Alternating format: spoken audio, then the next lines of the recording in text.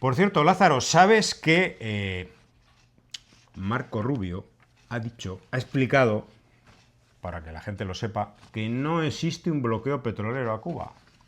Ay, Que el problema es que no se gestionan bien en Cuba, tienen muy mala gestión, hacen muy mal las cosas, no saben manejar su economía y les pasa lo que les pasa, pero no hay ningún bloqueo petrolero. Y hay algún anormal que se lo cree. Bueno, indudablemente el gobierno cubano pues ha publicado su nota de explicación, de protesta, que no es más que la explicación de que la nieve es blanca y las cosas negras son de color negro. Pero bueno, hay anormales que se llegan a creer que lo que es negro es la nieve. Tere Felipe nos dice: Estados Unidos aprobó hoy, el 1 de mayo, otro paquete de medidas contra mi país y no le basta con un bloqueo genocida. Luego aparece un oportunista, Mario J. Pentón, funcionario del gobierno de Estados Unidos, porque es un terrorista de Martín Noticias, o sea, es decir, un medio del gobierno de Estados Unidos. Aparece un oportunista diciendo que el bloqueo es un invento, que Trump es buena persona, que quiere salvar al pueblo. Maldigo a todos ellos porque tanto esos como Trump quieren asfixiar a los niños de mi país, a los ancianos, a mi familia. Es que no tienen vergüenza. Y nos vamos a adentrar en el asunto de las últimas sanciones o medidas coercitivas unilaterales aprobadas contra Cuba. Por cierto, Rosa María Payá, esta que también es otra defensora de los derechos humanos, dice: gracias, presidente Donald Trump, gracias, secretario Marco Rubio, por sancionar a los responsables de la represión en Cuba. Los matones, los jefes de Gaesa que lucran con la miseria de nuestro pueblo y la familia que esconde su fortuna robada, han perdido su impunidad, la libertad se acerca, aplauden las sanciones. Oiga, Rosa María Payá, por favor, ¿la fortuna robada dónde está? Porque la CIA y todo el aparato de inteligencia de Estados Unidos sabe perfectamente dónde están las cuentas del último dirigente del mundo, que le interesa, por supuesto, y ya sabríamos dónde están siquiera que tuvieran 1000 euritos por ahí. Es una vergüenza, y esto sí que es una enemiga, lo mismo que José Daniel Ferrer, son enemigos del pueblo cubano. Bueno, pues pasemos al tema de las últimas sanciones. Por cierto, un 1 de mayo en que el pueblo cubano, a pesar de sin un litro de gasolina, estos anormales incluso, bueno, dicen que no, gastaron en gasolina, pero si la gente iba caminando. Si de hecho no se puede hacer un desfile. No, es que la idiotez está campando por su respeto también, porque no, además lanzan esas estupideces sin pruebas, sin decencia, sobre todo ante el público o las personas que los ven, sin ninguna prueba, sin ningún pudor. Lanzan eso y bueno, el que se lo crea, que se lo crea. Pero si están una manifestación a pie, incluso estaba el general de ejército Raúl Castro, en fin, ahí en la calle con el pueblo, pues, y esta gente no se dan cuenta, están tan idiotizados. Yo digo, es lo que hemos dicho, José, hay gente que tiene la mente colonizada y no le da para más, no repiten, es como un maniquí o de forma robótica, pues repiten unas narrativas que no tienen asidero, no tienen sustancia, no es creíble.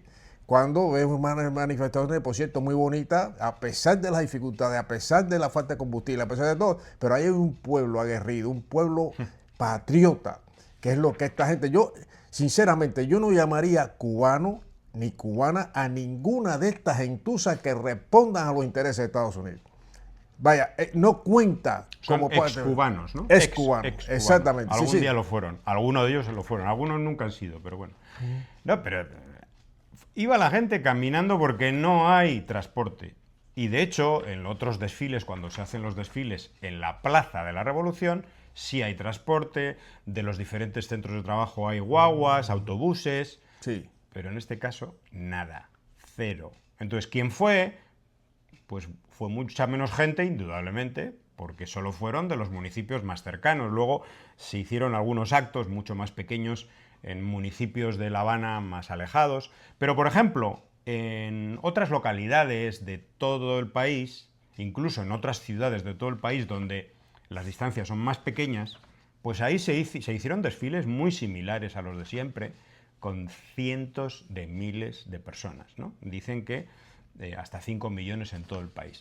Bueno, esto fue el 1 de mayo y el 1 de mayo aprueba una nueva orden ejecutiva el matón Donald Trump a iniciativa del criminal Marco Rubio. Y cuando uno lee esto, piensa, bueno, ¿qué más pueden hacer contra la economía de Cuba y contra las condiciones de vida del pueblo cubano? Pues pueden hacer más cosas.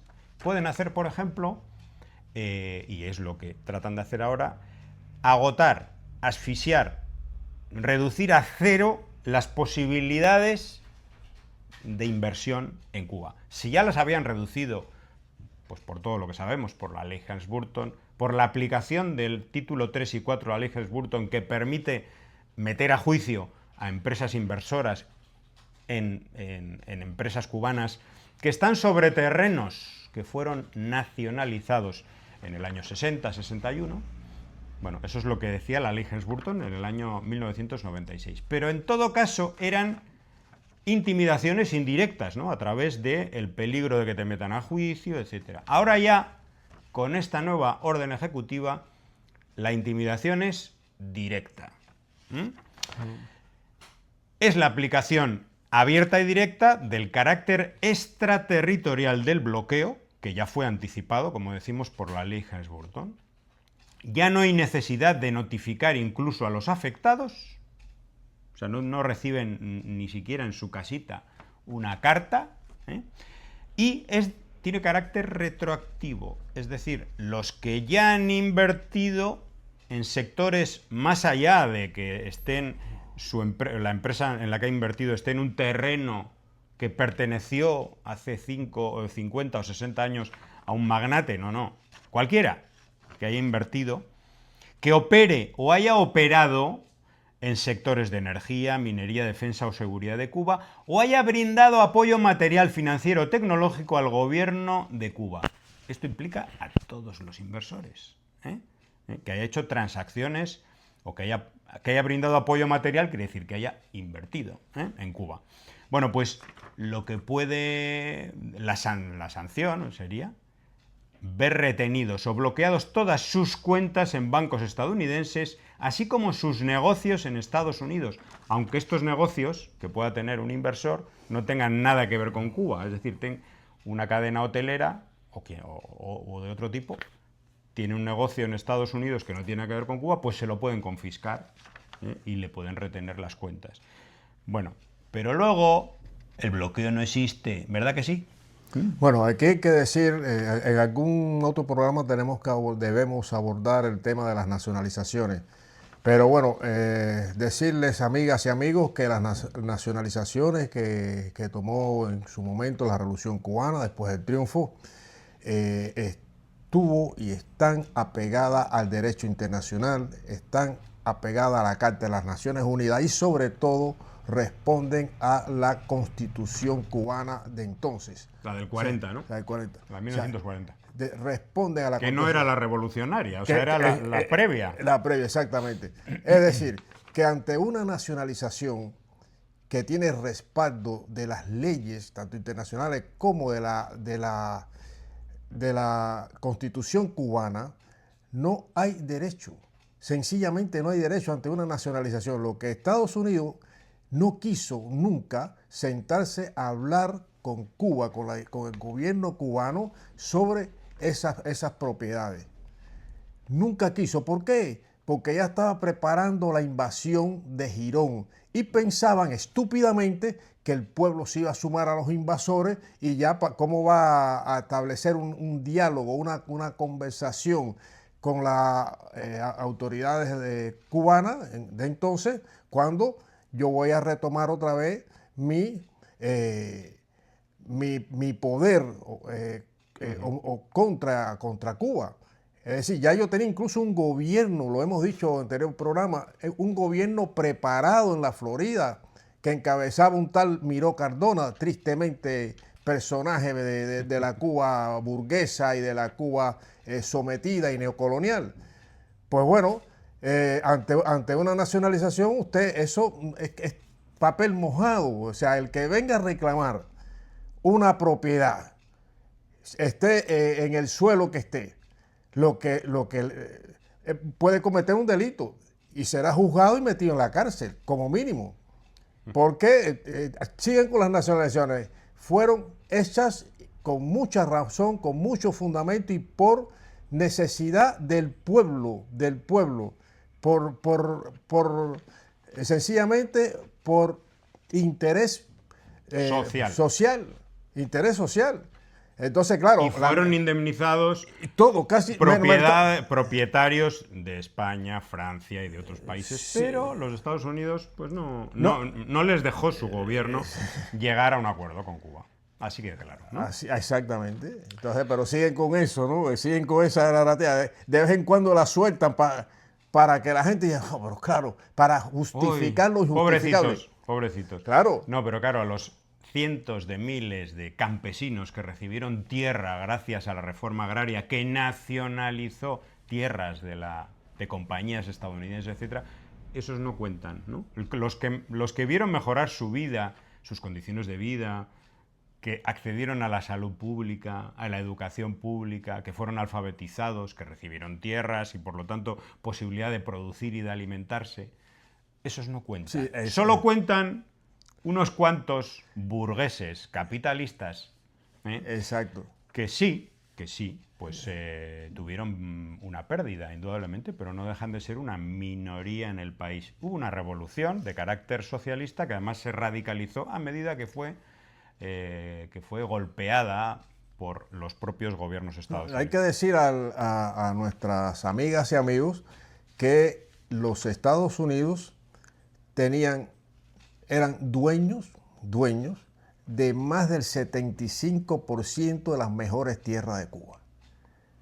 Ese era y entonces lo que están reclamando y lo que están es esas propiedades, pero ¿de quién? Del grupitico de gente que estaban explotando al país, con trabajadores del campo semiesclavizados, sin derechos, sin acceso a la salud. Como Rocío Monasterio. Sí, como Rocío Monasterio. La familia de Rocío Monasterio, que era una de esas familias explotadoras y esclavistas y de criminales. Exactamente. Entonces, ¿qué pasa? Que toda esta política y todos quieren recuperar, retrotraer a Cuba a ese pasado nefasto, neocolonial, abusivo, ese pasado de criminalidad. Cuba tenía uno de los índices de criminalidad más altos de América Latina y el Caribe. O sea, esa Cuba de la mafia, controlando. ¿Por qué sería? Ahí está.